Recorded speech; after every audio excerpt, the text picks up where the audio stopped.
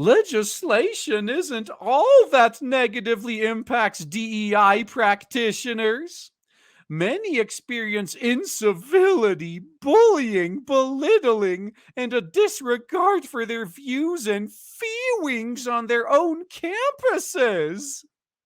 This translates to other people are finally treating them the way they treat others. And they really don't like it. This is how they operate. They're the ones that are usually incivil. They're the ones that bully. They're the ones that belittle and disregard the views of others. It's not fair when it happens to them. In the past 2 years, professionals, they're using that term in the loosest possible way, who are anti-discrimination practitioners, who are DEI practitioners, which tend to discriminate against white people, men, etc., straight people, and hold primary responsibilities for reducing inequality in institutions of higher indoctrination. No, you mean who's hold primary responsibilities in bringing anti-white and anti-male racism and sexism into institutions of higher indoctrination, say it right, have faced intense and growing pressure from scores of state bills that seek to eliminate or curtail DEI offices and programs at colleges and universities. Yeah, because they are literal bigotry.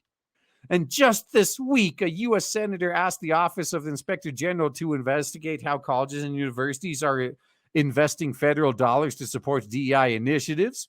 Unfortunately, in addition to the wholesale dismantling of discrimination initiatives, such legislative efforts, even when unsuccessful, are heightening the challenges that discrimination practitioners face within their own institutions. And yes, I am making corrections as I go now. It's a lot quicker to do it this way than to explain, you know. One result of the pressure is that discrimination practitioners who work through DEI, Equal Opportunity, Title IX, and other offices are showing high rates of burnout and job attrition due to, and this is a great term, contrapower harassment. What is contrapower harassment? Oh, it's exactly what you think it is. It's exactly as the terms imply. But man, it gets funny. So I'm not going to spoil it. I'm not going to spoil it for you. With support from the Center for Institutional Courage, again, using courage very loosely, we surveyed 93 such professionals at public and private comprehensive and doctoral universities in the U.S. in the spring of current year -1. We found that they are experiencing high rates of incivility, bullying, condescension, belittling, and withholding information, as well as generalized disregards for their feelings and opinions. Yes, this is how it should be. Make them know they're not welcome. That's exactly what they do to us. Whenever they want to get rid of us, they treat us this way. And yet when we want to get rid of them, we're not allowed to do it back. That's kind of odd. Yeah, the high rates of burnout and job attrition, this is good. This is working in the game industry as well. Remember, I covered this article last week about how you got those crybabies in the game industry now. Why even make games anymore? That's right. Be demoralized. Leave. We want you gone. Oh, you feel unwelcomed? That's because you are unwelcome. Get out. But yeah, this whole contrapower harassment thing, this is comedy gold. The landscape of contrapower harassment. When asked about the barriers to their work as quote unquote leaders, why should this be in quotes? Well, hold that thought. The professionals who participated in our study pointed to frequent contrapower harassment as the significant challenge to their professional success and a stressor in their daily lives. Contrapower harassment occurs when an individual with less perceived power within an organization harasses another with greater positional power. So this is just punching up. This is what you guys approve of, is it not? This type of harassment, whether based on gender, race, or other protected categories, has been challenging to recognize precisely because of the lack of alignment between positional and social power that characterizes such interactions. Think about this for a second. These are people who call themselves leaders, and they can't stop crying about those under them harassing them. And it's very simple why, because these people are not leaders. They are at best managers. At worst, they're just figureheads. The only thing they know how to do is cry to some higher power to fix the problem for them. What do they do when they are the highest power?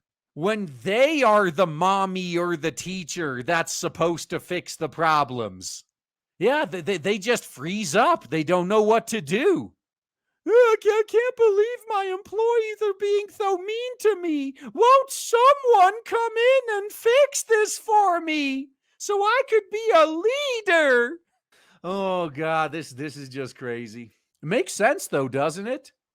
Our survey showed that the contrapower harassment discrimination practitioners experience is coming not from supervisors, but rather from colleagues and individuals with less institutional power, such as the reporting and respondent parties in discrimination processes. One HR director, for example, reported that her professional authority was constantly challenged with rude emails, allegations, veiled threats, and abuse that disabled her from exercising her duties effectively. What did I just say? They call themselves leaders, yet they're incapable of leading. Anytime something doesn't go perfectly, they immediately freak out and freeze up and expect other people to come in and fix the problem.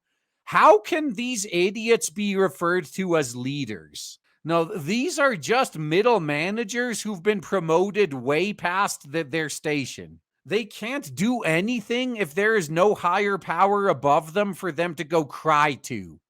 Additionally, discrimination practitioners, especially female BIPOC and SOGI individuals. What the fuck is a SOGI? They just keep making up these damn terms. I don't even care. Report hostility and challenges coming from their own administrative peers, in particular when questions of jurisdiction and accountability are also at play. I bet all that's going on here is the diversity hire is being told to shut up and get out of the way because the adults are trying to fix problems here. The real employees, the people doing the real work, don't want bloat getting in their way. The presence of contrapower harassment of discrimination practitioners is not a new phenomenon, but an expected behavioral expression of the persistence of hierarchies of power and authority present in society writ large. This is a new. What is new is the finding that discrimination practitioners understand that contrapower harassment is not visible because it's unlikely to be reported. It's not contemplated in university policies, has not been studied. Typically, colleges and universities have focused on keeping students safe, assuming faculty and staff members are exempt from or immune to student bullying or other bullying from people in ranks below. Yeah, there is no way these morons could be considered leaders when they're crying that they're being bullied by their underlings. No, these are not leaders. These people are a joke. So the research on the student harassment of female faculty members tells us that faculty are often unaware of support or policies that address these types of issues. Yeah, and again, this is proof that they're not leaders.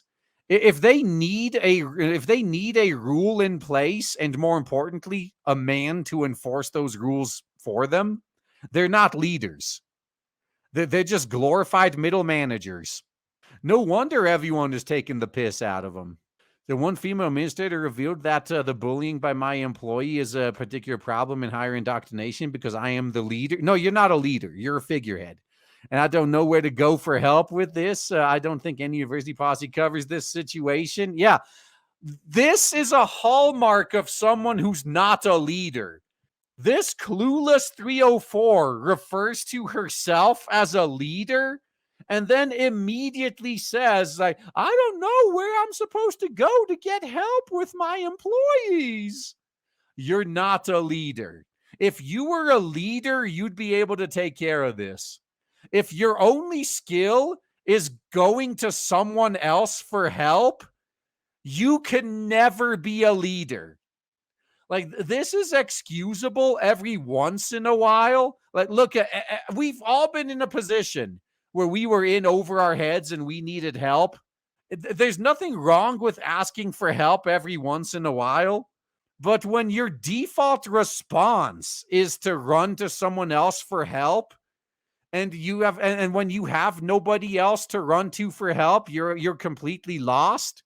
You cannot be a leader. It is physically impossible for you to be a leader. You can call yourself one all you want, but that doesn't make it true.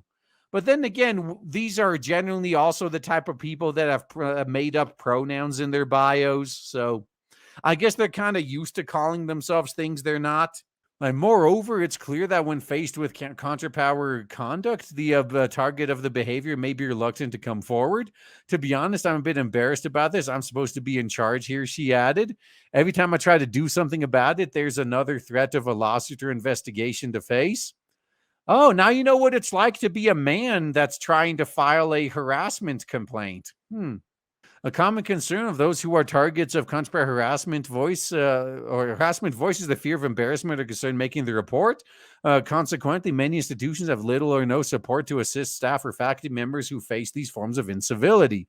Yeah, welcome to the life of a man who's experiencing sexual harassment or who's been struggle snuggled.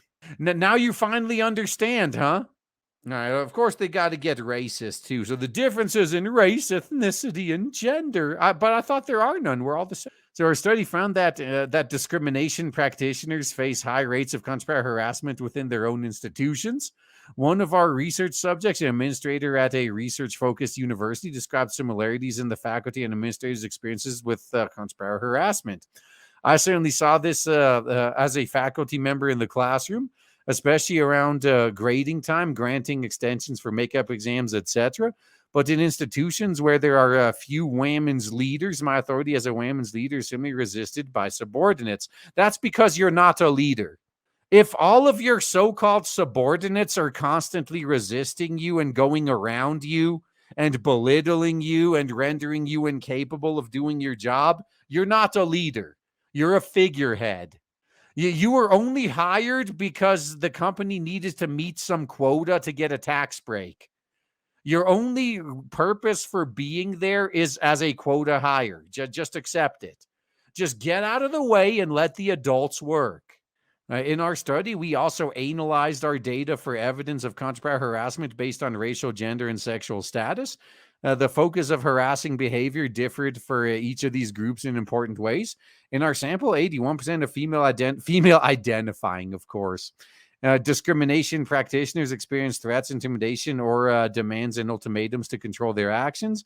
More than half of those threats included shouting, swearing, or raising their voices, as well as hostile or derogatory remarks based on race, on gender, race, ethnicity, or sexual orientation.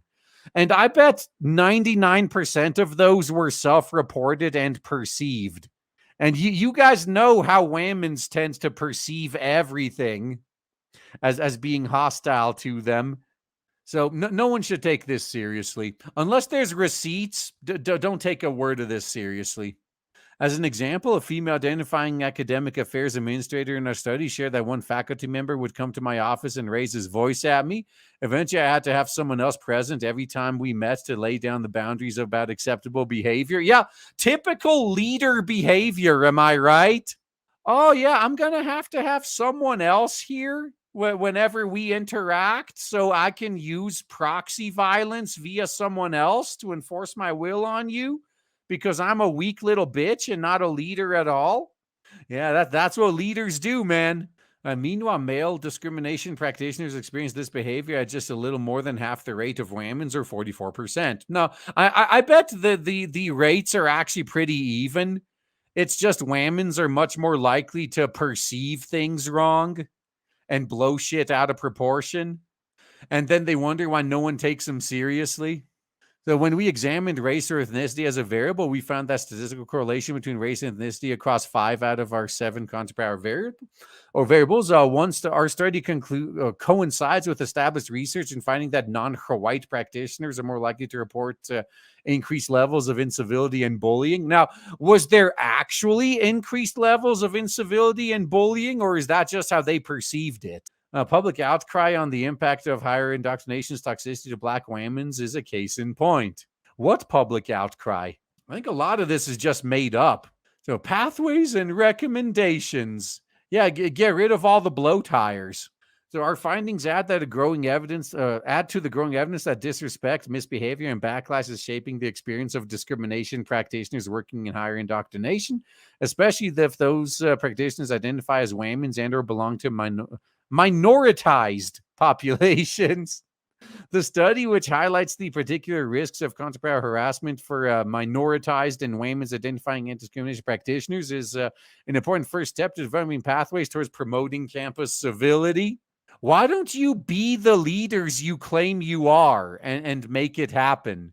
The only thing they can ever do is bitch and moan and whine and complain and demand that somebody else fix the problem. While they call themselves leaders, try to take the credit for it, and then whine about some pay gap. There's a reason you're not taken seriously. As one of our research subjects noted, we really should be looking at this through a sociocultural lens. If we can identify contrapower harassment as an actionable form of misconduct, we will require our courts and institutions to conceive of power in a different manner than through traditional hierarchical organizational power lens. This transition is crucial to as the academy seeks, often by hiring discrimination practitioners to manage continuing manifestations of social inequality on campus, particularly in the context of the blame and distraught wrought by broader societal polarization. Yeah, these losers, man. They're not even considering how this is going to backfire on them either. Like that's what makes this hilarious. They don't even want to think about how this is going to be used by our side when they try to flex their institutional power on us. Or when they try to infest a new organization. I think that might actually be a better analogy. They start being belligerent. All these low-level activists start acting like they're in charge. Immediately slap them with contrapower harassment. Get the courts involved. All right, you know what? This is how you want to play it. Let's play it. To mitigate the impact of contrapower harassment, colleges and universities can take five key steps. Step number 1, fire all this useless bloat. Step number 2, the problem is solved. First, institutional leaders should broaden their understanding of harassment of those who can become susceptible to it.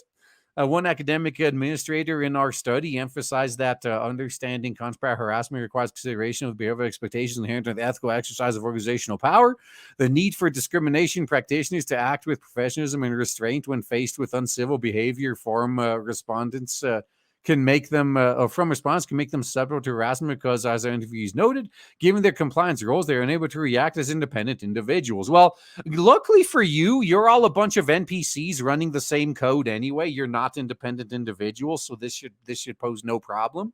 But again, welcome to the life of a man. Yeah, men just have to sit there and take it when women are harassing them. Now you know what it's like, and it's not fun, is it?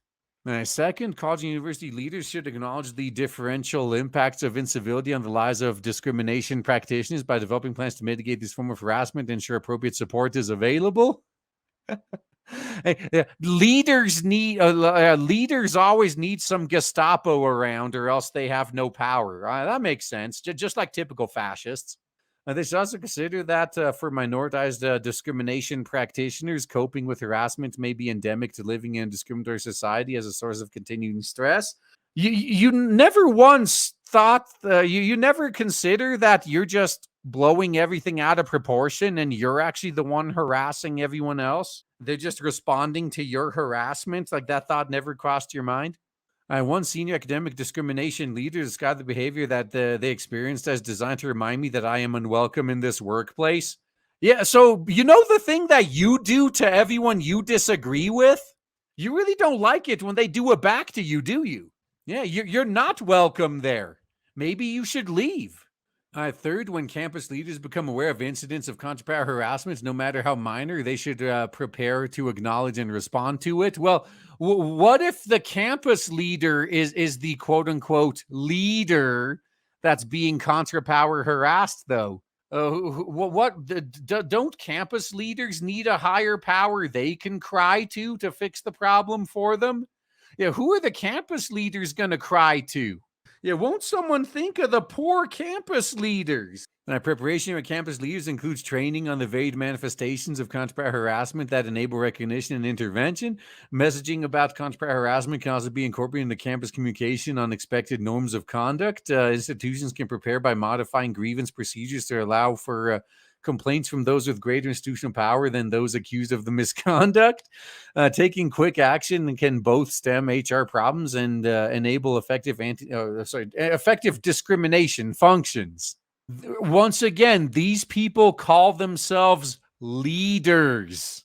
These leaders cry when their subordinates are I guess, being insubordinate, and they need someone else to come in and bring them under control.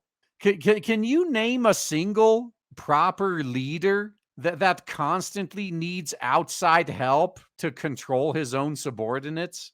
Like, no, like I said earlier, they're managers at best and not even good ones, and just figureheads at worst. They call themselves leaders, but they're only there to fill a quota. A checkbox needed checking, so they were brought on. That's all they are.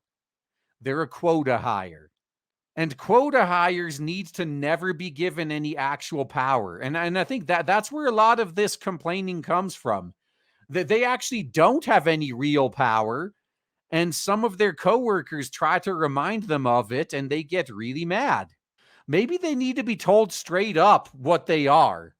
Like, maybe instead of the rest of the team just brushing them off, someone should tell them to their face, like, hey, you were only hired because your skin color, what's between your legs, your sexual orientation checks the right boxes.